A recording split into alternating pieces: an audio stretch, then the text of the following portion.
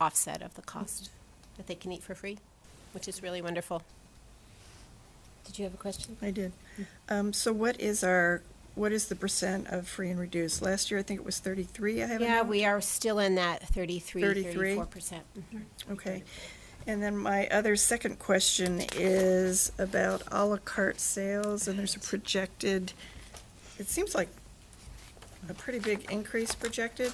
Last year, my note was 319,000, this year it's 368, and I'm not exactly sure what that means, what a la carte means. Anything that's not a meal is a la carte. Okay, So adult lunches are a la carte. Yep. Anything we sell aside of a lunch, extra lunches even. Like, Yep. so a student comes through for a lunch, he comes through for a second lunch, that second lunch becomes a la carte.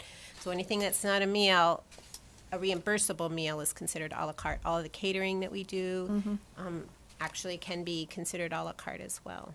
so we We think try to balance our budget with a la carte.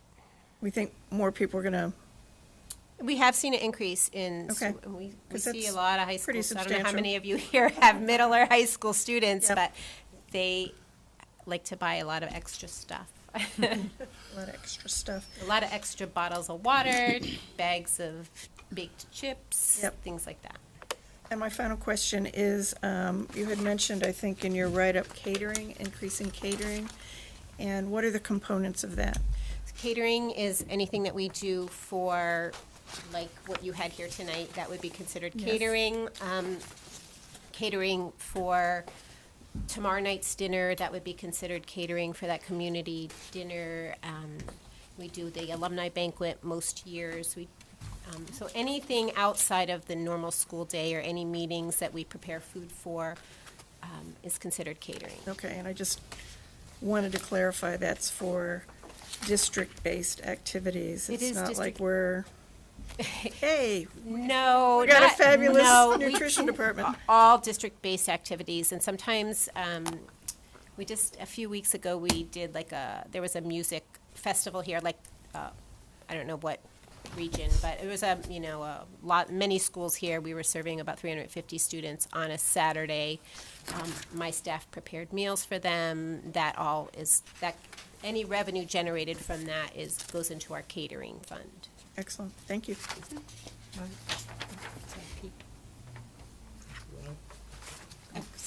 Okay, and I know you're buying the new equipment, new dishwasher, which is great, but that made me think, do you have a contingency fund if you have an equipment, a big piece of equipment that breaks down? How do we pay for it? Or how do you pay for it? Repairs come out of my budget.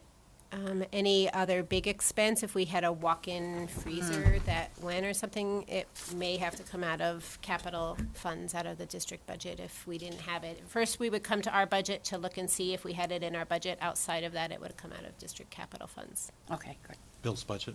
so it's bills. Thank you. Pete? I just had a quick question about the a la carte, because I get information from students sometimes. Is it true that if there's the meal, the paid meal or the free meal, it comes with certain things. If a student requests to not have the vegetable put on the tray, is it true that then becomes a la carte for the item? That is absolutely true. By federal regulation, a student must take a fruit or a vegetable in order for a meal to count as a meal. Without that fruit or vegetable, we are required to charge it out, to sell it a la carte. That then falls into that a la carte category. The federal regulation is that all school meals, there's a lot of regulations around school meals, but one of them is that they have to take 3 meal components. So like if a student took a slice of pizza and a carton of milk, they have those 3 meal components. There's grain, there's protein in the cheese, and there's a carton of milk, but they're missing that fruit or vegetable. If a student came through with a slice of pizza and an apple, then that would be a meal. They don't need to take the milk, but they have to have 3 meal components, and one of those components must be a full half cup of a fruit or a vegetable. We have plenty of kids that come through with 1 carrot on their tray or 1 little pea on their tray. I have my fruit or vegetable, and we make them go back. But if they have funds on their account, you don't have a lot.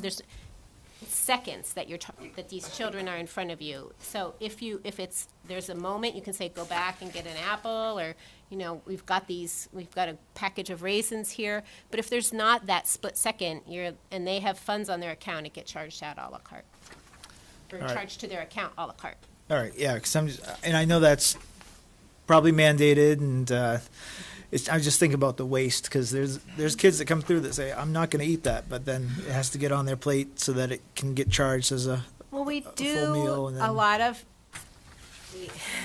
Sharing? from K until we can't anymore, we do a lot of educating students. They know that they need to take a fruit or vegetable. At most of our schools, we have a bar where there's many different options to choose. Like, there's lettuce, there's tomatoes, there's cucumbers and carrots. We try really hard to educate the students to take what they want and eat what they take. The federal regulation, we are a federally funded program, and we take hundreds of thousands of dollars in federal funds, so we need to fall in line with those guidelines. But we do try to educate kids. That's part of what we do this month with our Eat Your Way Through the Alphabet, is to really educate students that, this is a jicama stick, and it tastes pretty good. And, you don't have to only eat carrots and cucumber every day, or oranges and apples. There's lots of other fruits and vegetables out there. And I'm pretty amazed at our kids. When we have asparagus on, you would be pretty shocked at how many pounds of asparagus I have to buy, and how little of that asparagus actually goes in the trash. That's great. They really like it. It's really, and Brussels sprouts too. We had them on the menu yesterday, and we pretty much cleaned house. The kids are eating them. Well, you're doing a great job, obviously, with all the accolades, so we appreciate it. Thank you. Christina? Can I just clarify? I think you said these projected numbers are based on last year, and you added a little bit. The projected numbers on the revenue yes. sheet, yes, they Okay. are. I kind of extrapolate where we are right now this year. So right now we probably have about 1,650 lunches a day that we're selling as a student lunch. So I will look at that and look at what our growth has been this year from last year, and kind of project a little bit of growth. Okay, because if I'm reading this right, it came out to the penny exactly what your budget was. That's what Stacy likes me to do. So you're self-funding, basically, right? You bring in as much money as you spend? But, that's In theory? In theory, that is how the school nutrition program is supposed to run. That we are supposed to generate all of our own revenue to fund every expense that hits our budget. Well, that's my wonderful. salary, my staff's salary. In a perfect world, that's the way it would work, and obviously, it's not always a perfect world. But that's our main goal, and that's really how school nutrition is currently is supposed to be self-funded. Okay, and so my next question is about lunch debt. Where are we this year, right now? Right now, we are at about $37,000. Do you have a projected this year? Well, this year is new territory for us, because last spring the state of Maine passed a law that stipulated that we cannot turn a student away. We cannot give students a alternate meal. We weren't doing that anyway. But when it became law, it kind of becomes very public knowledge. Not only that, but we're not allowed to discuss with a child, K through 12, what their balance is unless the student inquires about it. And pretty much they don't. Some kids do. I've worked at the middle school plenty and had kids ask me, how much do I have left on my account? But in general, they don't ask, and so it's kind of a don't ask, don't tell policy. And we have to feed them anyway. So it's uncharted territory, because when it became law, it became more public information, if that makes sense. And so we have a lot of families that we make phone calls that don't get answered. We send letters home, emails home. We have become debt collectors. What happens to that money at the end of the year? Typically what happens is that there's a transfer over to make sure that we're not running negative, and so it comes out of district budget reserves. We've had years, I think 2 years ago, where food service ended up $800 in the black. Yes. And then last year, I think it was about 60,000 that was transferred. I'm just going off the top of my head, I can double That's actually check. the other way around, I think, but I'm not exactly sure. But, so the 37 that is currently owed is actually carryover debt from last year as well. Okay. So that's not all debt that was incurred this year. Okay, so it stays with the student until they graduate, and then we pay for it. Unless there's a district payoff, which is handled in a different way, but yeah. Okay. I mean, eventually, it will be paid by taxpayer dollars eventually, until it's dealt with on a federal level, which I'll be in Washington next week if you want to tell me what you think. So, In line with that same thing, there's a line item, I don't know if it's in our budget or whatever, basically, which increases. I thought we paid that off out of another account at the end of each year. I mean, I didn't think it was a rolling. The debt continues to roll for the auditors themselves. We want to make sure that we are zeroing out accounts. I can bring more detail to our next meeting. Yeah, with I don't that. know where it is, but in here somewhere, and it caught my eye because it's a big increase from this year, from where it's been each year, we put money in that account. And I just want to It's not add your with the account. food shaming that this is not, we're not the only district who has been seeing increase in debts. And there has been some discussion in Augusta about how to deal with this. When this initially came out, I think the person who proposed the bill suggested the district just send families to debt collectors. And so that was their solution. yeah, and I was just at a meeting today. I mean, every district at the meeting I was at today, many districts from York and Cumberland County, all of us are in that same boat. Some have chosen to use debt collectors. We've had that discussion before here in Finance Committee. We haven't done it. We've offered families that discount of what the debt, what a collection agency would take, which is about 30%. We've offered them that discount. I think we maybe had 2 people take us up on it. It's a real problem. It's a real problem nationally as more and more states take up these meal shaming laws, which, no child should be shamed. We weren't doing it anyway. It's just, the student is our customer, the parents are the payers. It's just a model that really isn't working very well. My last question.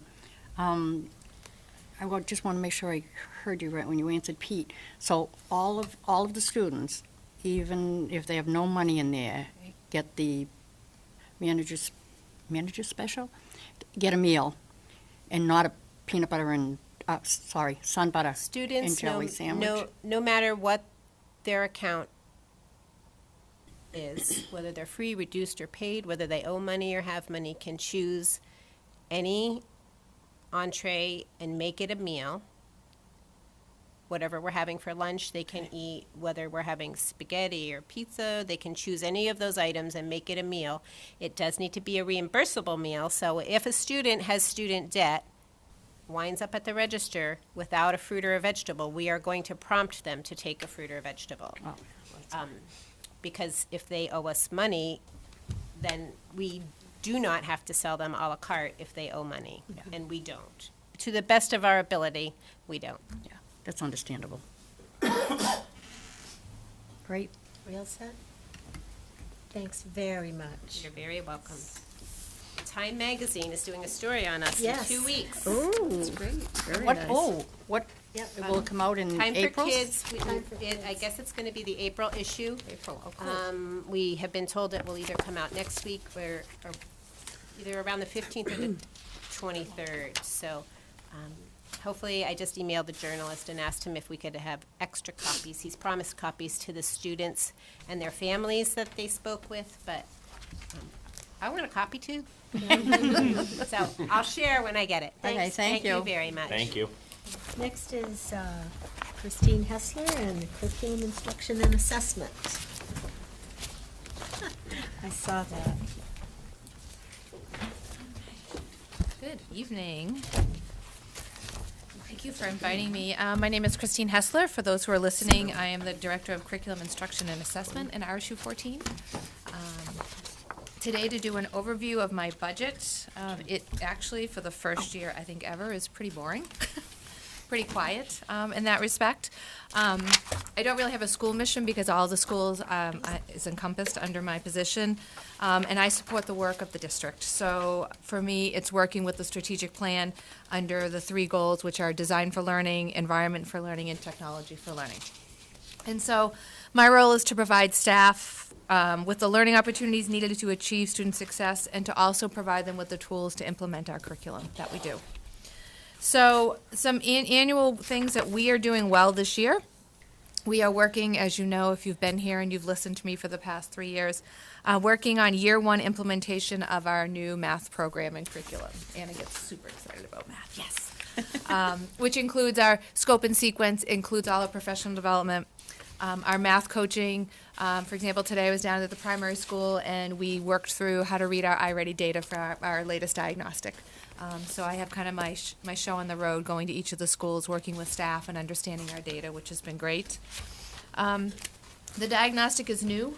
We've been doing a lot of work with that piece and helping staff understand and how best to serve the needs of all of our students. We will continue to review all of the content standards. We will be doing all the revisions that the state and the Department of Education are reviewing and doing. In fact, I've been selected to be on the Health and PE State Standard Steering Committee. So for the next 18 months, I will begin working with people at the state level to revise those 2 content areas together to serve our students across the state of Maine. So things that we're working on next year. Next year is year 2 of math implementation. We have a really solid plan in place to support staff, to support students. We have a process in place to onboard our new staff, continued targeted professional development. Our math coach, Patty, is working on Friday, meeting with, or conference calling with our 2 trainers coming next week on the 13th. We survey all of our staff. What are the needs as we get to this training? What is it do you need for the next steps? And we ensure that that's what's being delivered to them next Friday on our in-service day. Curriculum guides are still being worked on. I've had a great opportunity to work with all K-5 applied art staff, art, music, PE, and their guides are up and they're public. Principal Karen is ready to unroll our high school guide, so those will be posted very soon. So all staff are working through a process to put these guides up to show community, parents, and students what are the standards we're covering, what is the content we're doing, how are things assessed, what are we using as curriculum pieces across the RSU. So that's all for K-12. The other piece is continuing to develop our online professional development suite. We enrolled that last year. We have an opportunity to provide staff with training at any time on, for example, social emotional learning. We were able to purchase for a very small amount a wonderful presentation that the USM graduate program assisted on. His name was Dr. Ben Strict, on how to deal with students who are struggling, students helping them understand where kids are coming from trauma, and staff can access any of those videos at any time to do their own learning. And they also, we have it set up in the back end with our buddy Richie, who sets up things beautifully. Staff can earn contact hours for their own time on their own learning that they're doing. So we're continuing to build that suite as topics come up that our staff would like to learn. We built this for those who haven't been here. We built this for staff in an effort to help them with their professional development, as there are only so many hours in the day. And so hard to be in the classroom all day and then come after school for some things. So this is another nice bridge option for our staff, and it's been received really well. You'll notice my cost center lines. There is no increase to my budget this year at all. We are going to work within the guidelines of what we've had in the past. We feel we were able to provide what we need to our staff at a time when we're providing tools and development and the materials that they need to be successful in our K-12 classrooms. So, be more than happy to answer any questions. I have my big book. If you want to know a line, I can look it up. So. Christine, I have a question about a line item here. Okay. Page 51 of the white pages. Right in the very top. it looks like employee training development, there's some significant reductions there. Is that, I'm just curious as to what it was about. Page 51.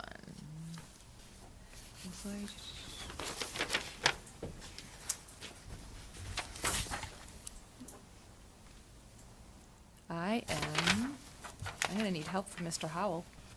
Gotta take a look at the account number. I need a smaller notebook. 2213. So I'm looking under parent budget, it looks like then they are, it's here, but then it looks like it's all together. I'm gonna get, it looks like Christine's right, that some accounts were consolidated into one. I just wanna go back to the pink sheets.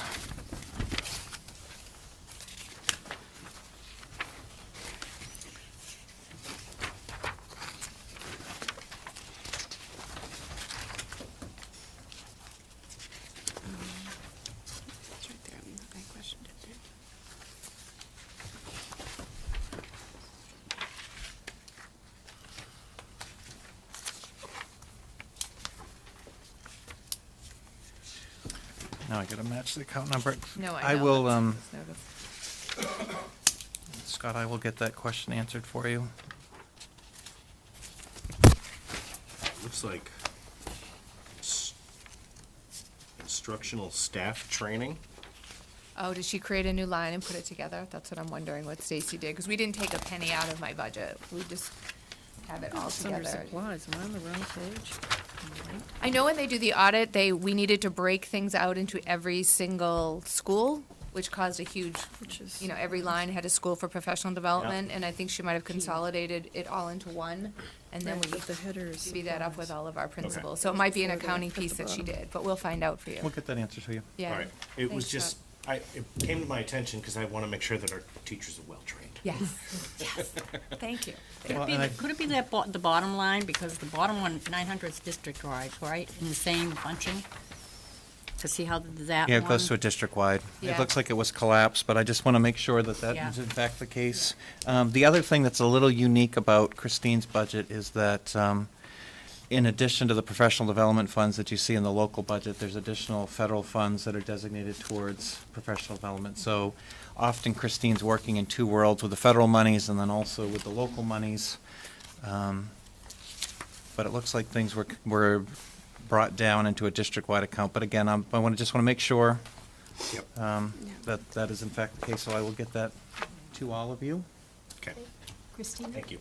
I apologize if this question is because I'm new here, but No, I no, was never. surprised to see a videographer. Yes. Okay. So let me talk to you about that one. So this position was created 8 years ago when I appeared here, and we had a person on staff that did the videography for different events. I was doing school board meetings. That is now morphed into, that position is now actually our webmaster for our Okay. district brand-new website. Okay. So that transition happened 2 years ago when it came over for that piece. Thank you. So, you're welcome. I have a couple of questions. Sure. On page 16 of 83 in the pink, local travel, Yes. Local travel. So that is a combination of myself, our videographer, our teachers who travel from Jordan Small to Wyndham Middle. So when we have positions that we have itinerants moving around, all of their travel goes under my piece. okay, So, that's what I assumed. when yep, I have read to it. sign off on all of those when they Right. come in, so.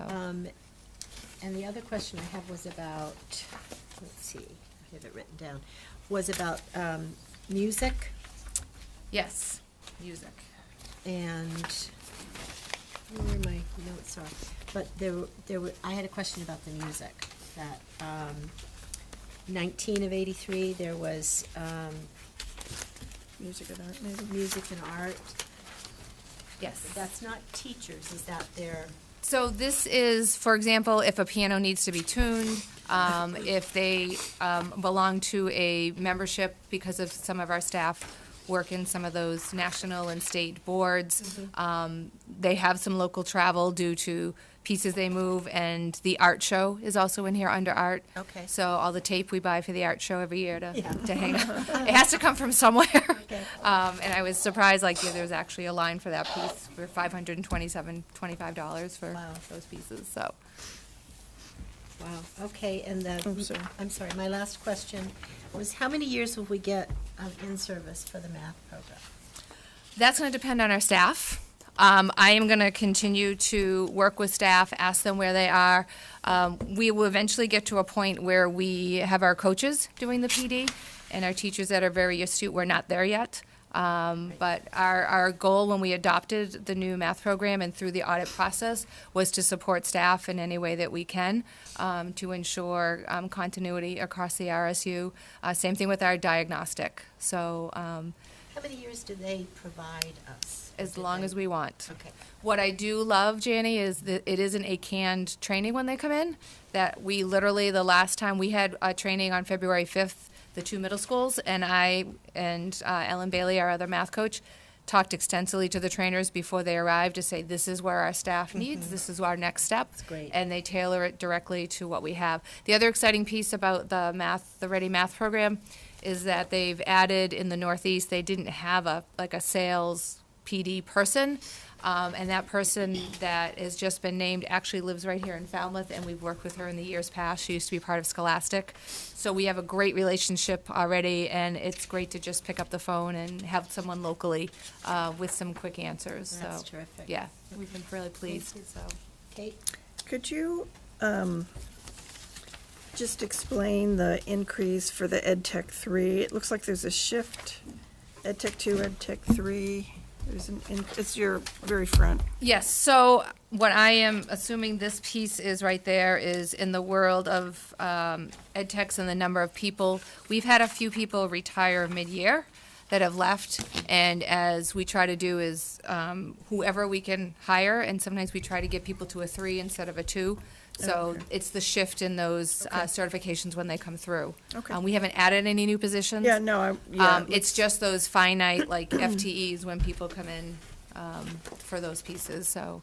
I think the other thing to just keep in mind, and again, this is where Christine lives in two worlds between federal money and local money, that we have not seen huge increases to what the district receives in Title I for federal dollars over the years. And so as those dollars have contracted, some of those costs for those positions have been moved from federal funds to local funds.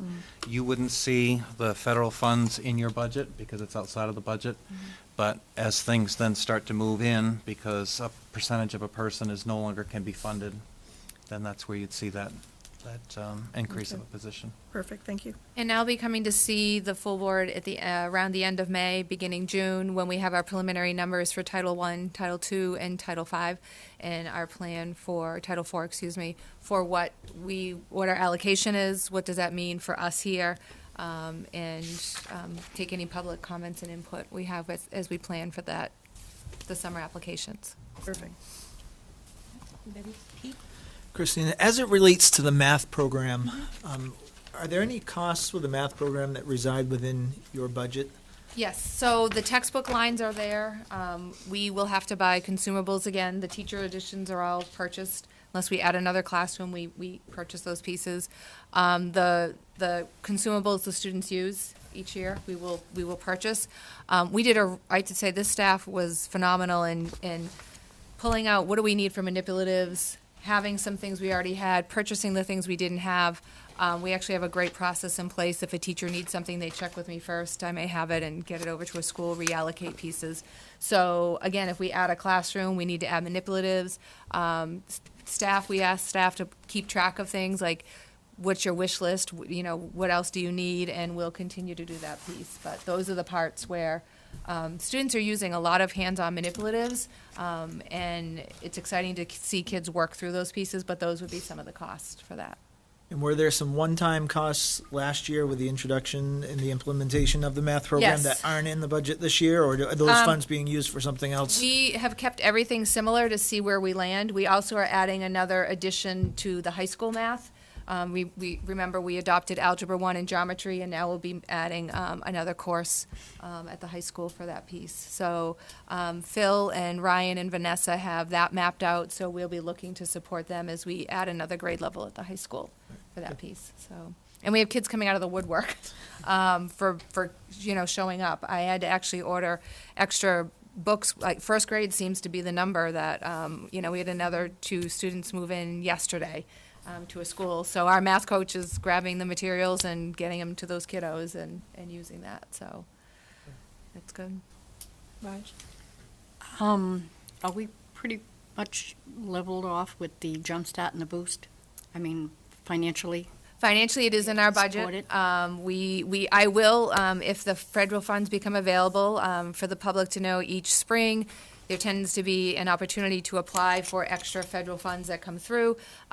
We have received those every year, except for last year was the first year we didn't get them. I will apply again. They are based on your free and reduced lunch counts, and so they take the schools that have the higher counts first, and we'll see where we fall, but I will. Stacy always likes to see, I'm going to apply, I'm going to try. But if not, we're going to have it for our kiddos, and we'll, again, have both those programs this summer. So. If I could just answer Scott, Yes. those were all consolidated into to system-wide to then be reallocated. Again, we'll double-check to see why they were, and it might, doesn't look like anything was reduced, but it was just put into a system-wide. Yeah.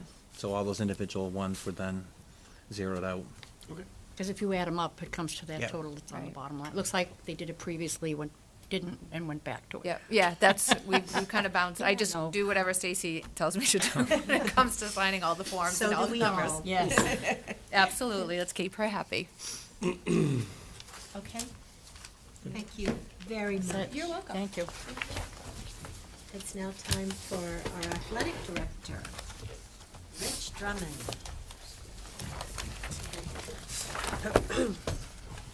A drum roll. Hello, everyone. Hello. Glad to be here. Sorry, Jeannie, I didn't eat my Brussels sprouts. But I ate the cauliflower. See what happens when you don't eat it? Probably a good thing that you Yeah. didn't hear me. So a few things with the budget that I just wanted to point out, but before I do, we've had a very good year. We've had some teams in the fall that participated and went into postseason play. Pretty much everyone. We had some teams this winter. Pretty much everyone went into postseason play. Very competitive, but also good ambassadors of the school.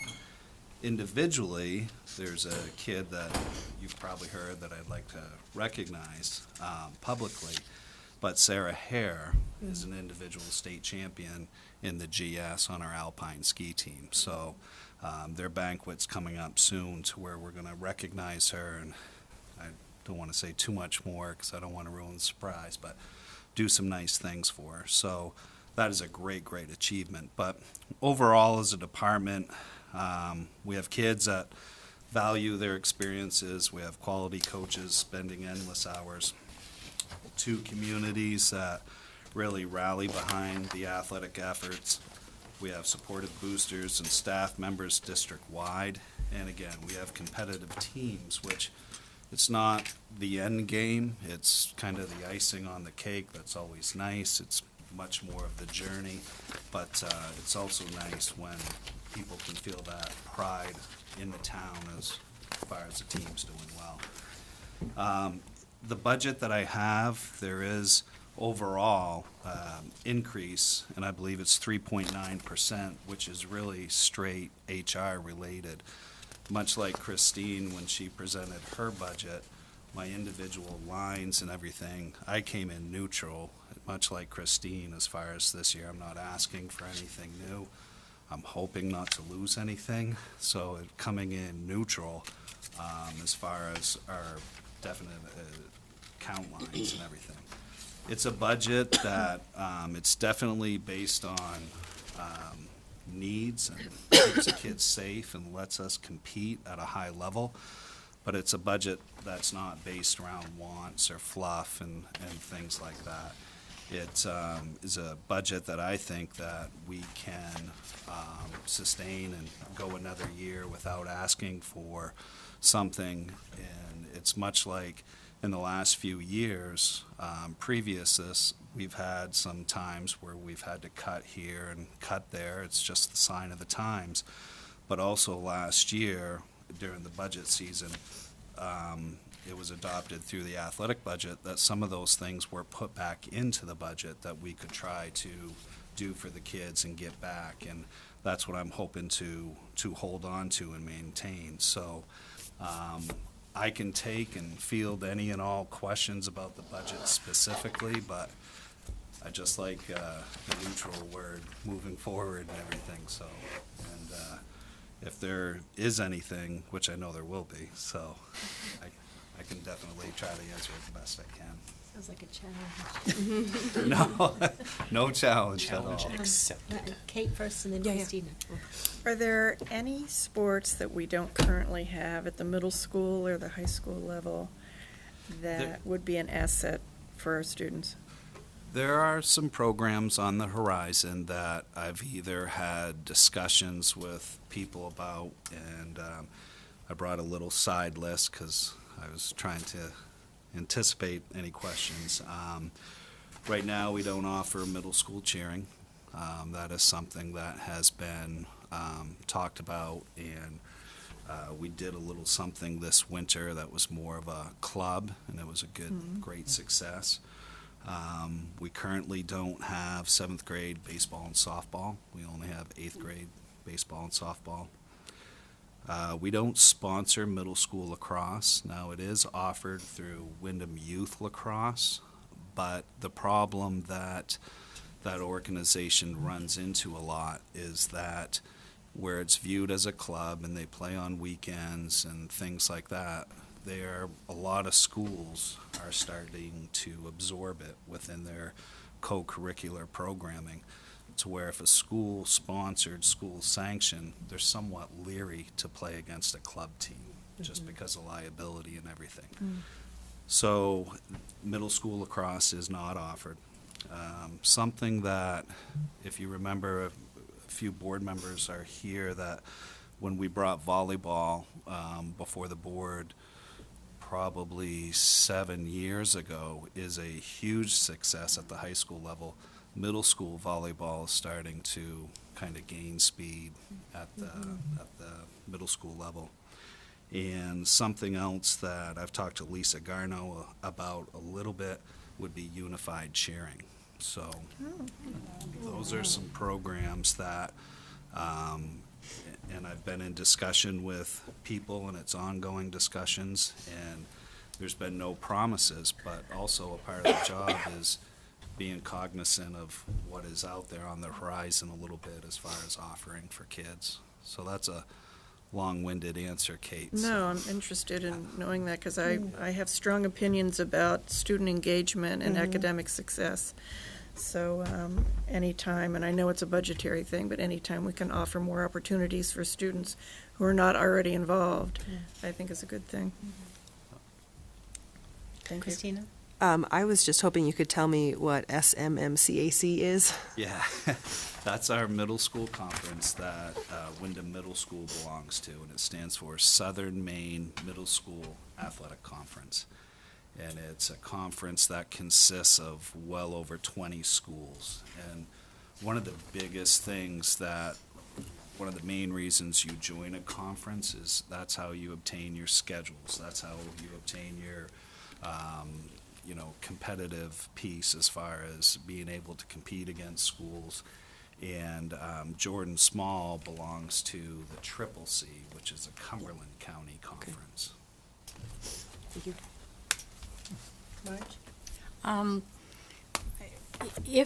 If there were other sports to come along, or additions to it, bringing it from the high school to the middle school, how are we field-wise? I know there are some indoors, and I'm more concerned about, would we have enough fields?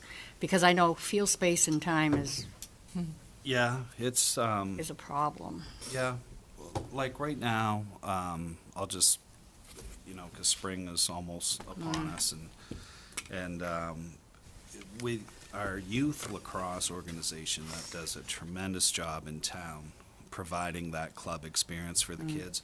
Right now, they're utilizing our fields. Okay. So it's really it's a great feeder program. They're right there.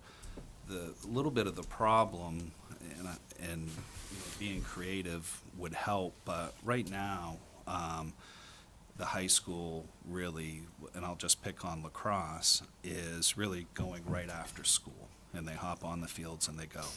The youth then come in after us, so they're a little bit later. Oh, okay. So one of the things is if we ever took on middle school lacrosse, we'd almost have to flip that a little bit and have middle school possibly go first and then the high school after, So to get to your point, Marge, with field space, I'll be totally honest, and I know you want me to be honest, you can never not have enough of it. You can I never. know. What would be really ideal is if we could rotate fields to where we could rest a field to let it Oh, have strength and come back and take a field offline. Right now, we can't do that. So what happens is when we jump on our fields in the spring, they're maxed, they're at use, and they're at full capacity, and we can't really rotate. So that's where we get a little bit of the overuse. yeah, because I know, and I have, and I'm sure a lot of folks sitting here have also from other groups and parents outside are pretty upset. It's kind of like, gee whiz, it's our school too, how come we can't use it? I was going through the explanation that we have X amount of teams that we have to make sure the field and the upkeep, and there's the upkeep too. It's So, tight, I was just and curious. it's tight. We're Okay. at capacity for sure. And, when Mother Nature plays a role on the Oh, God, yeah. weekends and we cancel or delay, people don't like it. And I hear it, and I hear it all the time. And I know the people listening or watching are nodding their heads, but also at the end of the day, if those games go on that Saturday or Sunday and that field gets damaged, Yeah. then it makes it really tough on that following Monday to get teams out there. And I think that was if just I can speak to it for a second, I think it was a bigger problem for you last spring when we had such a wet spring. God, yeah. And everything got pushed back, and it was varsity and JV and first team and other school-related things that were happening on the weekends, and then some of the community programs couldn't happen at their normal times, and it was a challenging spring with the wetness. It was brutal. I just had just one more. When I went through here, I noticed, and actually it's great, but none of the fees or officials have gone up. So is there, are you being nice to somebody that somebody's like keeping all of the rates It will flat? be a negotiating year next year for Oh, okay. officials through the Okay. state. I got too excited one year They're ahead. very much like on a 2-year I contract. didn't know they were so negotiated. Officials' fees will be, The state negotiates. With the league. Oh, yeah. yeah, because I noticed that, like even like the pool or the officials at the Yeah, things. they don't negotiate with us, they negotiate with the league. Gotcha, okay. And that's always, Anna, then Okay. Jenny. I was just curious, I know of a couple of the programs at the middle school level that we don't necessarily have in Raymond, but we have really great success and really, really lucky to be able to offer it at Wyndham Middle School, so we bus some of the kids. Do you know about how many of those we have? I can get you for sure the exact number, but throughout the course of the year, I would say we probably have 25, 30 kids that come down from Yeah. Raymond that access Which is really programs. awesome. It's, it's been a really, we know several of them that are able to participate in things that they wouldn't get to. It's great. Had it not It's been for that fantastic. ability. Sometimes, and I sing him praises all the time, Mike Kelly. Sometimes logistically, there are some logistics that you really have to iron out with weather and transportation and all that. And he really he's the glue that somewhat holds us together to make opportunities for kids. So he's great getting the kids down here. So Yeah. I always stop in when I need something. Make sure he gets a coffee. Jenny? 2 quick questions. Do we have any unfunded sports teams? Right now, we have JV ice hockey that's in the needs of ice time and officials. The ice hockey boosters picked that up, and that was part of kind of the phase-in process. And our middle school alpine ski, our parents are still paying for seasons passes. Coaches are paid for by the system, but the District. other part. Okay. My other question is, how's our student participation been for athletics? About the same, a little higher, a little lower? It's probably a little bit lower, Jeannie. It's still very good comparatively, and what we do is we do that in June at the end of the year where we pull everything. It's down a little bit, and it's not Wyndham-based, it's really nationally based. Okay. Football participation is down immensely across the country, but we're still, I would say, we're still very much in the high 40s as far as participation rate within the high school. At one point, we were about 52, 53%, which was Yep. very, very good. But we still have a lot of kids participating, but also safety. I think parents are picking and choosing what they participate in. So I'll jump back to the other question again.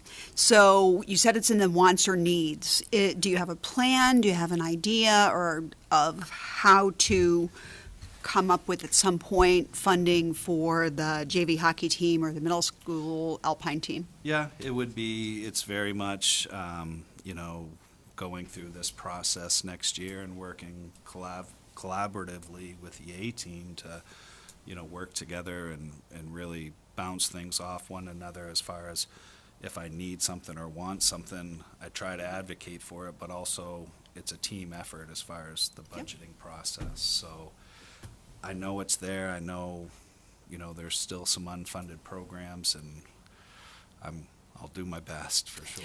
Well, I understand back at the beginning of the alpine teams and when some of the hockey was coming in, I remember a former school board member saying to us as parents that she really believed that it was important to let all students have an opportunity instead of laying the financial responsibility on some of those teams. So I certainly understand, and whatever we can do to help you work out would be great without killing the budget, of course. Right. I will say, from a ice hockey perspective, that's my jam. I'm a hockey mom. Yep. And it would be really unusual to have a funded ice hockey program. Yes. I And can I only understand. think of a couple.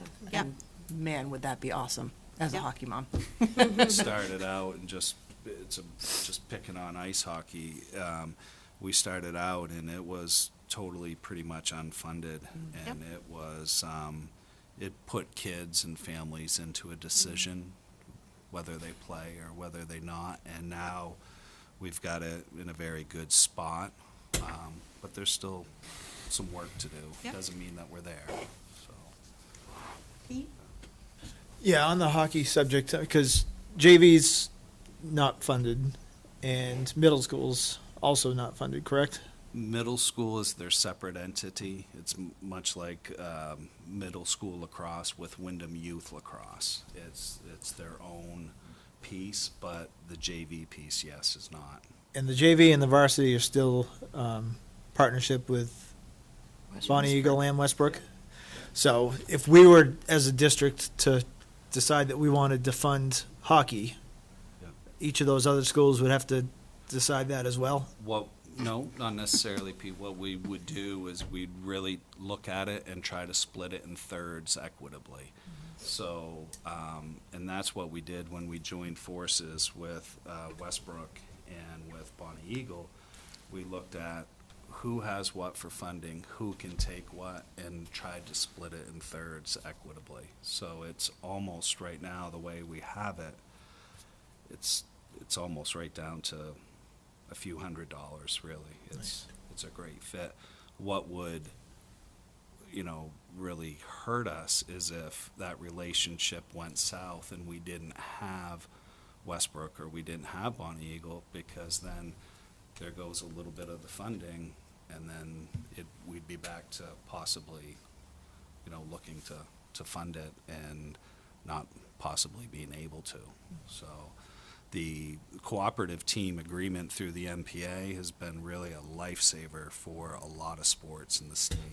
It's really, it's been Are those agreements for a certain length of time? 2 years. Thank you. Marge? How many, and I won't call them lesser sporting things, but out of the norm sporting things are running through the school, but not necessarily, actually, most people probably here aren't aware of it. Like, I know, like my granddaughter is on a rock climbing. Yeah. And I think one of the high school teachers is running that. How many types of those programs, it's sports? Yeah. I wouldn't tell her otherwise. But are they clubs? Are they part of a club instead of a sport? Well, like rock climbing has competition. What do they call that, rock? It is competition, because Clubs they and just had their activities. competition. It's activities and clubs really for kids over and beyond athletic programming. It doesn't mean that it's not athletic, it is, but I can get some information from No, you, I was just Marge. I was just curious if there were other, because I didn't even know there was that one until she told me she was on it, but. Yeah. There's, Because it is, and it's expensive, because they have to go, I don't know why they don't do it in the high school, but they compete down at They all Evo, yeah, and Evo. that rock climbing program Whatever that place is called. actually has a great, at least our experience with it is, Evo has a scholarship program that the kids can qualify for to help offset the costs. And it's not, give me all your financial records for the past 5 years and we'll see Oh, if you yeah, qualify. yeah, It's yeah. Really, and is it Mr. Brown, is that his name? Yes, he's the one. Mike Brown. I think He's- Mr. Riddle also. No, it's not. They've- It's Brown who's doing it. He's Because I been- thought it was Riddle, but it's Brown. They're always so cool about like helping the kids find gear. They'll loan it. Oh, yeah. Yeah. But not to get into that thing, I was just wondering how many of You those. have a lot of kids. Other- 1,000 kids with a lot of different interests. Yeah, I guess we do. So, And it's always amazing how well. I mean, I think you do a fantastic job finding something that they can all get excited about. That's I just think not an experience I had in high school, so Well, I we think can you're doing a all- great job. relate to that because we never had these type of offerings Right. when we were in school. Yeah.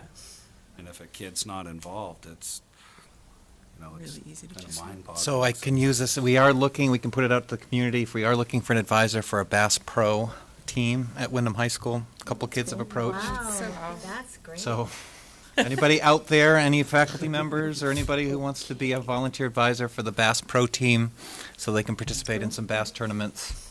Do they have to have a boat? I have no idea. I have to look. How are you you can't get out there and Funding compete that, if are you we? don't have a boat. We have some boat floating around. Whatever happened to that one boat that we got from Katahdin? Scott? Rich, can you talk to me about uniforms? Yep.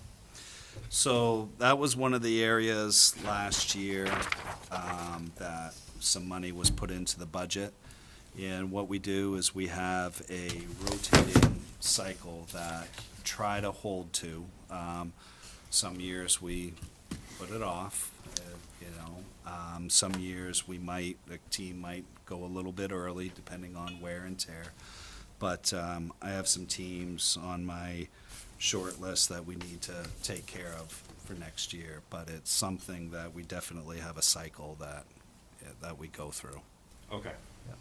Yeah, because it looks like you've got a total of a little over 21,000 for uniforms divided up into 3 different schools. Yeah, I'd have to look at that. I'm not challenging you. It might be a little high. I thought it was around 18, but if it is, Yeah, it's because you got 15. You got 15 going to the high school, and then That's right, 20, yep. and then it looks like 3,500 going to Jordan Small and 3,000, 3,000 so, going to middle school. So, and there was just no change, so I didn't know if you had any type Yep. of rotation there. we do. And what I'll start doing is I always wait a little bit to where I know where the budget is going to be, and then we start meeting with vendors and everything. It gets a little tricky because if a fall team is on that list for a need, I don't want to make sure that you know, I'm in a good place with the budget before I place the order and everything. So sometimes those fall uniforms come in right at the beginning, so. Sorry. Anybody else have anything to say? Oh, It's mostly, I'm not sure, I don't want to name names, but a half of a person for your facilities coordinator. Is the other half somewhere else? In Bill's budget? Okay, 'cause just, yeah, Part athletic scheduling, part building scheduling. okay. And I think, Kate, that 3 years now? Yeah, I Is think we how talked about done that it way? before. It's been a while. Yeah. A little longer. She's amazing, whatever. Yeah. She is. She is. Okay, are we all set? Thanks, Rich. Thank you. Thanks so much. Very welcome. Okay, I want to remind everyone that we are taking, we changed the agendas to the illness of Mr. Hanson, so we're skipping facilities and moving to technology. So, Mr. Hickey, welcome. Good evening, everyone. Thank you for your support and your fortitude in sticking through a long day. I'm gonna pass around.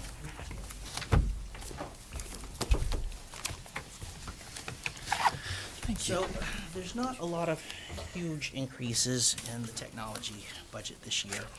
I'm gonna scan through the pink sheets and briefly mention where there have been increases. So this is the page 26 of 83. Professional technical services, we're taking on more projects, and sometimes we get in a little over our head, so that's gone up a little of $2,000. Repairs and maintenance, $26,400. That's a significant increase in repairs because we're anticipating taking more of a repair hit in the bridge year on the 7th and 8th grade machines. This equipment non-instructional will be for teacher machines, special ed machines, and those might be for like iPads at grades other than K-1. So, Well, before you go on, I just remind the public what the bridge year is that typically the state of Maine, in their previous replacement cycle for middle school machines, we would have been due for an increase next, or a refresh next year. The state has decided to extend that by another year, and so not follow their cycle. So machines are going to be in the district for, or will be in the district for another year, longer than usual. And so there may be some additional repairs for things such as batteries or other things that we have not anticipated in the past because we haven't had those machines for that length of time. Chris. So, jumping to page 81 of 253, the white sheets, there's a breakdown there. So what we've done is, on the colored sheet, you can see the upcoming 2021 year. The orange section shows new iPads for K-1.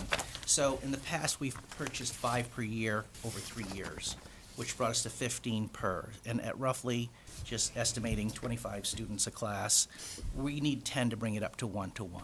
So ordinarily, we'd go 80% and then 100% next year.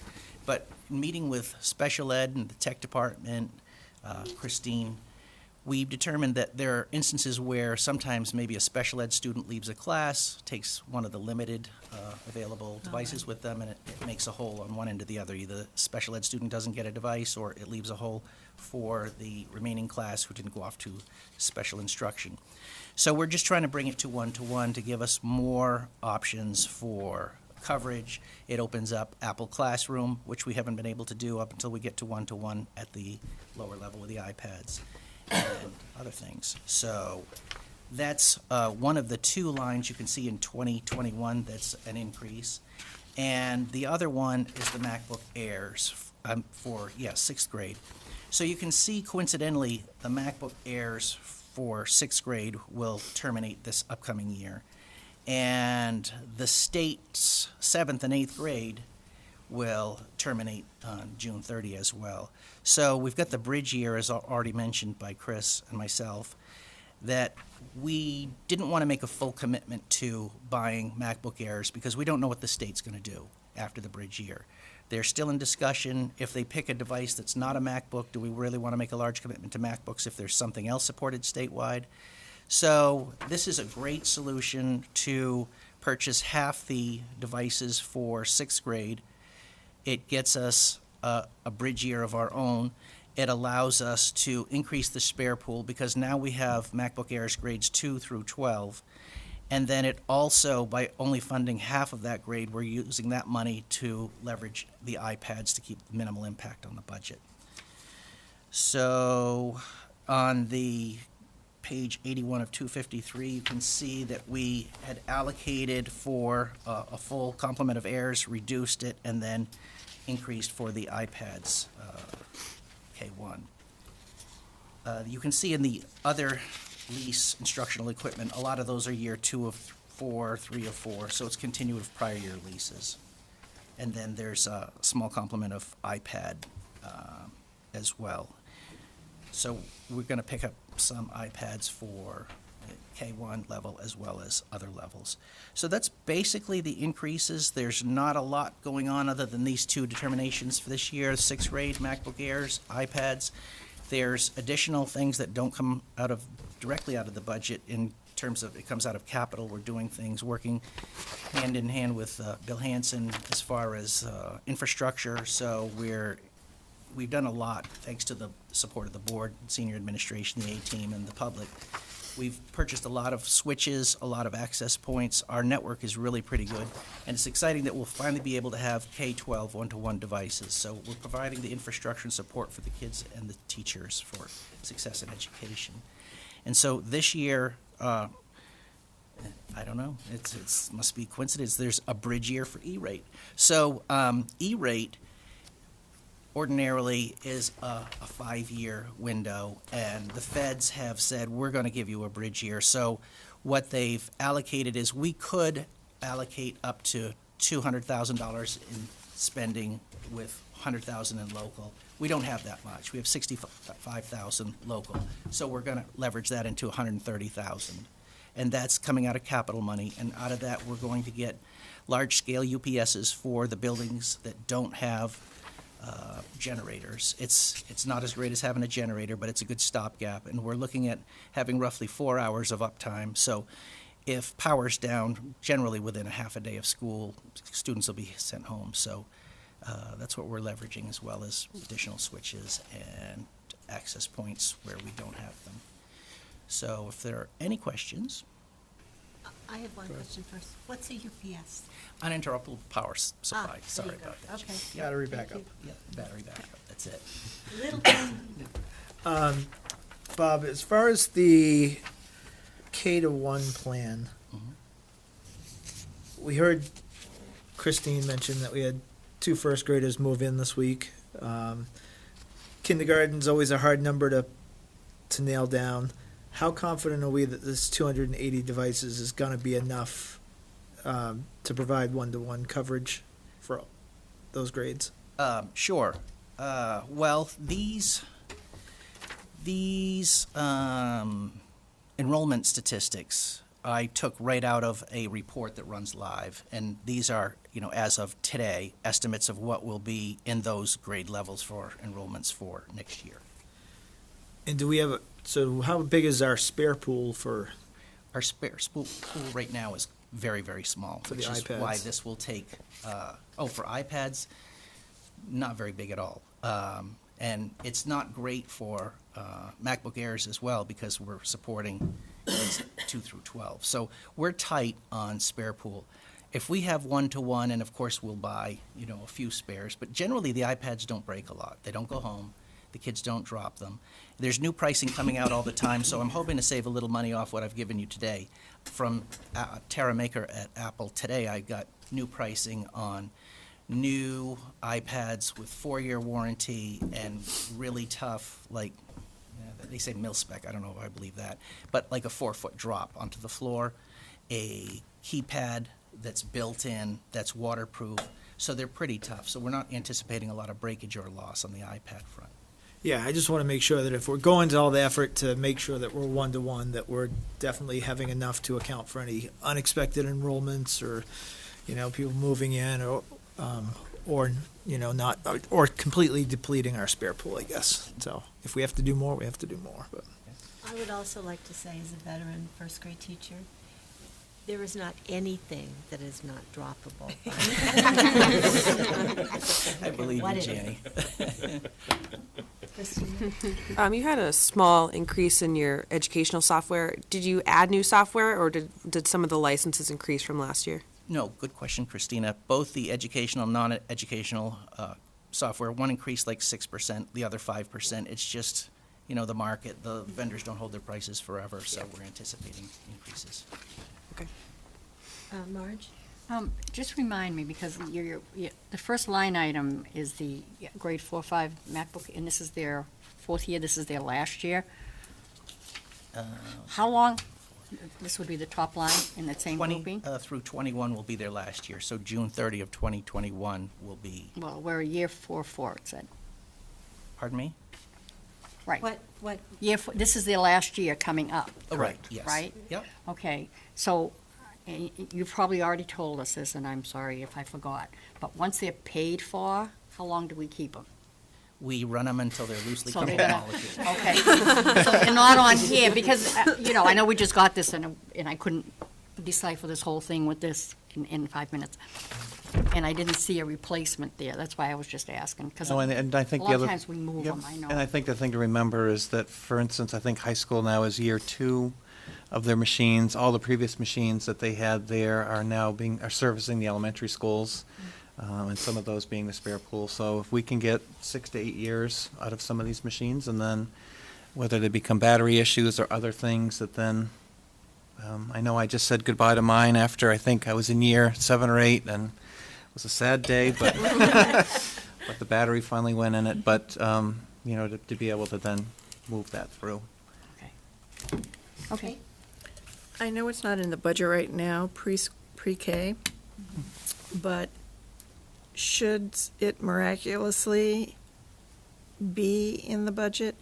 Is there a tech issue as far as, no? Would there be a requirement to add? That's not a consideration for pre-K.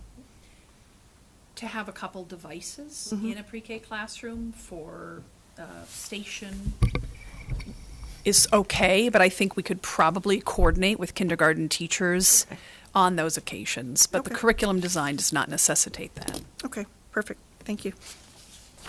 Thank God. Anybody else? Can I just add one thing, which is that the insurance, which is, if you remember a couple years ago, we went from purchasing an insurance policy for our machines to then becoming self-insured. And a couple nice things that we've seen. First of all, the amount that's being charged to repairs has dropped dramatically across that. But FY19, we had 51,000 in repairs and we had 61,000 in revenue. This year, FY20, we're tracking about the same spot for repairs. Revenue was down just a little bit, with a little bit of carryover, so our self-insured program is continuing to work. And this is also, remember, for this year that we did not charge for the machines that are not going home at the intermediate level. So there was a little bit of a reduction in revenue for those classroom machines. So we're still tracking okay. We still have some carryover to help support that. So our self-insurance program is working. Are we allowing students to buy these, seniors, not students, not your average student, but seniors? Once they're done with them, they're either being assigned to another student at the same school, or in the case of some of the high school machines, when they're retired, they're then heading to other buildings. It'd be great someday to get to that. I think if it was a Chromebook, maybe. Yeah. Thank you All right, very thank much. you all. Thanks. Bob, Thank for you. coming. Okay, we now have an opportunity for public comment. I'll wait a minute for all the people that want to come up to comment. There might be nobody. Okay. Could I have a motion to approve minutes, please? I move to approve the minutes of the February 5th, 2020 meeting. Second? Been moved and seconded. Any public comment? Any board discussion? Seeing none, all those in favor? All those opposed? I'm abstaining. Motion I carried. have an Oh, abstention. we have an Wait. abstention. Put my minutes in the other part, so. so Okay. I can't see them to agree with that. Okay, thank you. So did you get that, Mr. Howard? Did you get that? Thank you. Okay. And could I have a motion? I move to approve the minutes of the February 26th, 2020 meeting. Second. It's been moved and seconded. Any public comment? Any board discussion? Yes, I pointed this out to Chris earlier, but brought it to their attention that the executive session, it doesn't look like anybody seconded the motion to approve the Administrators Associate contract. So, anybody Okay. happen to remember? That was for the 5th. It was for the 5th. Oh, We did I already move? Yeah, never mind. I was too Okay. busy with my book. Oh, well. Okay, that was an easy one. Yeah. Okay, all those in favor? Sure. All those opposed? Okay, the motion carries. Mr. Howell, could we have your superintendent's report? Sure. I wanted to have the opportunity just to share a couple things with the public tonight and also with the board. And there was a great article that Pete shared about blizzard bags and Marana Cook using blizzard bags on a recent snow day to capture a day of school. Just wanted everyone to understand that the Maine Department of Education rules about a blizzard bag and whether or not it's allowable to be able to conduct a school day that way has not changed whatsoever. In order for a district to have a day of school, they need to be serving meals to their free and reduced kids. And the way that federal law works with meals is that I cannot send a meal home with the idea that, in fact, that child is actually going to get that meal or receive that meal. So lunch is very clear, or federal rules are very clear with meals, that you physically have to make sure that that child actually receives that meal. So that if a district chooses to do a blizzard bag, number one, the meal, if they sent home a meal, which in this case the district did, that district now has to pay for all those meals. So none of those will be reimbursable to that district for whatever expense that they had in that. Plus, there's still some question now as whether or not that will be considered to be a day of school as reported in that article. And really, for us right now, the one challenge, and Jeannie said, so a third of our students receive a free or reduced meal, and for us to move forward with a blizzard bag, we would need to make sure that every student there actually receives their meal or breakfast for that day. So we could drive around, we could do, but there have to be some component. The reason why I bring this up, and I think it's important, probably all of you saw, I sent home a letter to the community yesterday about coronavirus and the potential for any sort of a prolonged disruption to a school day. In that case, obviously we'd rely upon the CDC to make the determination of whether or not a school or the district would be shut down for if a student had the virus. Also in that case, it would be declaring a state of emergency, and some of those food rules would then not be applicable, and there would be possibly some opportunity then to do some distance learning to then allow for that day. But for regular snow days, Maine Department of Education has not changed their rules. I did follow up with a couple calls to Augusta because I was curious myself. And at this point, there's some question of whether or not that district can actually count that day as one of those. Again, going back to if we were told that we need to do a prolonged exposure or a prolonged closure for exposure, I think those meals and other things would then be also taken into consideration because of the circumstances related to that. If the challenges for blizzard bags are from a federal level in terms of the meals, do we have any idea how some of these other states like New Hampshire and Massachusetts are getting away with it? I don't. I know that recently was a district in and this is, Jeannie and I have had a number of conversations about could we even pull this off. I do know there's a couple of districts in Massachusetts who are doing it who've now been told to no longer do it by their state Department of Education. I don't know how the other schools are doing it and allowing it to happen. I'd be curious. And we are as well. Yeah. I mean, because it would be a great alternative, especially for those years where this year I think we're up to 5 snow days, but we've had years where we've been 10, 11, 12, where you're not going so far into the summer that you could have some prep things for that instruction. But at this point, it all comes down, are we serving our kids for that? George, did you have? I was just curious, and I hate to talk about the coronavirus, but if there was a state emergency and they close the schools down, wouldn't that alleviate them from completing the number of school days needed to be in? So there would be, given the number of days, and I'm basing this solely on speculation, because right now there have been some districts out on the West Coast that have closed for a couple days. I'm not aware of any at the moment that have done the 14 to 20 day closures. Some have done 3 to 4 days for deep cleaning and some other things. I would imagine in those cases, if you were looking at a 14-day closure, that the State Department of Education would provide you a waiver to not have to complete those days. I do believe that we have the infrastructure for distance learning. And there's some things that the administrative team is working on to make sure that teachers at least have the materials on hand. We're not asking anybody right now to plan lessons, but if you had to leave and you're going to be home for a while, do you have all your materials that you would need in order to then close? Does technology have that? Or do we have everybody's email addresses on file so that if a classroom teacher, their class list correct, could they possibly email? Just some basic prepared things that actually are just good things to do anyway.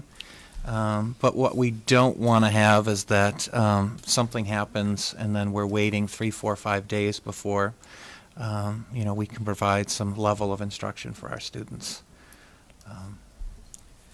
All right, certainly not as important as instruction to the students, but I would ask that with your planning, is there any way that you can also incorporate this? Because I'm just wondering, I thought of it today, in the event that we have exposure and everybody's being encouraged to stay at home or avoid public places, that's going to provide an interruption to these meetings, and it's still going to be important for us. FaceTime. Still going to be important for us to be able to meet and conduct the business. So I don't know if there's a technology component for us, but that could be something that. Zoom, webinar. Unless you're sick in bed. But somebody can't to even coordinate that, Bob or whoever. I think with this group with 9 board members, Zoom actually might be fun because it would be the boxes like the Brady Bunch. Sorry, I could not resist that, but Whatever it is, as long as there's a plan. But the district does have a comprehensive pandemic plan. It was adopted right after the H1N1 issues that were happening in the late 2000s, 2009, 10, 11. There were some components. It's been revisited a couple times. Our nurses have been revisiting it. There's just a few instructional things that are outdated. But just to compliment the staff, I think a couple of things. One is that they've been taking it seriously, planning. The other thing is that I think they've done a nice job working with students who have questions, because this can be a stressful thing for kids to think about, especially when this is all that they see in the media. And so we want to make sure our kids feel not only that we're planning for them, but they also feel safe in their communities. So I think we're also want to compliment Bill and Christine and the rest of our safety team and the work that they've done to prep us for all these different disasters and things. And I'm going to yield a couple minutes over to Christine just for a quick update on some pre-K.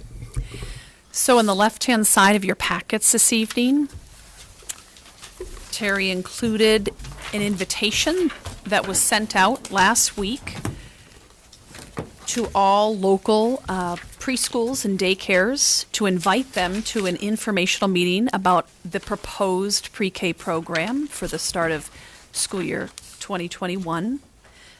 This would provide the overview of the program design. So on the back side of that, invitation letter, you'll see an updated infographic with the details about class makeup and registration details, lottery, the nuts and bolts. So that will take place, and we'd love to extend that invitation to all of you, of course. So March 30th. We pushed it as close to the April 1st deadline that the state has for the pre-K application. So March 30th, we would invite folks. It will be at Raymond Elementary School from 6:30 to 7:30. Jeannie Riley is going to provide some pre-K-like snacks for folks. I don't know what that will look like yet. And you'll see the agenda at the bottom. And again, this is just the proposed program. And we'll be able to answer questions at that time. At a subsequent board meeting, I will come and answer questions that you presented on January 29th. So we can continue the conversation around that program. But I just wanted to make sure you knew about this informational night. I just want to add, and just so that the public is not confused, currently pre-K is not in the budget. But if we think about where we are in the process, should additional subsidy come in through supplemental budget that takes our $60,000 structural gap and reduces it down to a point in which we can include it in the budget, these are still meetings that have to happen. If we do pre-K 2 years from now, 3 years from now, these are meetings that still have to happen and that we document that the fact they've happened.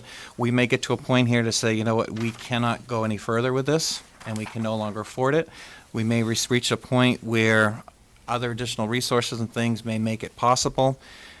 These things have to run simultaneously with each other so that if in fact we can afford it, that we can have these things happen. If we can't, we can stop the train. But we can't all of a sudden say we can afford this and then try to play catch up. And I know it's confusing and I know it's a difficult process, but this community portion, we're required to do it at some point in our application. If we don't do it this year, we do it next year, then we've taken care of that community part, and all the planning still works. So I know it can be a little confusing, but again, we want to make sure that if this can happen, that we're ready for it. Thank you. It's now time for committee reports. Any committees want to report? Finance has not met recently. Okay. We have Okay. technical schools don't meet for another 2 weeks. All right. I have nothing. Okay. I have something. Yay. Curriculum Committee, as you know, we created a standing committee a couple of meetings ago. And the Curriculum Committee met, Mrs. Bricks and I and Christine Hessler met this week to talk about the format of the committee and some exciting things that we are going to be implementing. We're going to be meeting at least monthly, sometimes more often as the need arises. And our current push is to get some information out about things that are going on in the district in a video format. So that's what we're doing. We're very excited about this process, and we had what was supposed to be I think a 45-minute meeting got to be considerably longer than that because we're so quiet and shy and retiring. But no, it was very substantive and interesting. Jenny, what is the makeup of the committee? Christine and. Oh, is that it, the three of you? The three of us. Oh, I but- thought maybe there was some staff. That's why, the only reason I asked. I thought Yes, you- there will be staff, but they will be meeting as they are, want to present. Got it. Based on topics. And we're asking for topics that the staff is interested in. Cool. Informational letter will be going out to the staff soon, and the A-team discussed it on Tuesday. Okay. Anybody else? All right, now it's time for board roundtable. Any board? I do have something to share. Exactly 1 month from today is Willy Wonka Kids at Jordan Small Middle School. good. They have a Friday show and I might be butchering it. I think it's a Friday and 2 Saturday shows. And they're doing such hard work, and it's looking so amazing so far. So put it on your calendars, come see the show. There's always lots of baked goods, so bring some dollar bills. So April 4th? Okay, on that same vein, Wyndham High School is hosting the One Acts this weekend. Awesome. So that's Friday, and it's actually Friday evening, and then I'm not sure the hours Saturday. I think it starts Saturday afternoon. And it runs all the way to the It's wee hours of long. Sunday morning. It is like very, very long. And by the way, and I just have to put this in there because they are in need of, for anybody who might be watching, they are in need of food because there's going to be a lot of people there. There's a lot of students there, so they need food. They need to be able to feed them. They need food for the concession stands, so forth. But it's usually, and I did go to the preview. Yes, because they did a trial thing, and it's really they did a great job. I mean, I guess they hadn't quite got it yet. This is the one where their practice, but. It's different. It's really, really different. I guess it's been around for a while, the test. My class, 1972. Yep, see. I was in it, and we won, so. Do you know what time the Wyndham team? They're Friday night, I think they're 8 o'clock? I had it. Is it Friday night? Are they I think they're the third. This is the first one. This is the first round. This isn't the state round. No. Regional Right. competition. Yeah. Yep. Yeah, this is the regional. But, Wyndham is, I think it's 8 o'clock. If you've never been to one of those, it's a really cool thing to It watch. is It is a neat. competition. Yeah. Yeah. But they are so, like, all of the schools are so incredibly supportive of it. It's one of the most positive environments It is. I've gotten to Right. witness It really at the is. high school level, and Yeah. it's just really, really awesome. It's great. Anybody else? Okay. Molly, I'm sorry, I can't put these glasses on and look at people. Okay. The high school student council is looking at doing another community building day in the spring. So we're starting to plan that and look ahead in May, along with prom planning is starting up right now. So just things starting in May. So Thank you. Can I ask Molly, the community service day that you have, do you do that in conjunction with the Power Serve group, or is that something separate? Because I know they do it too. I think it's separate. Okay. Yeah. I think what you did, there's a pep rally that you did for, yeah.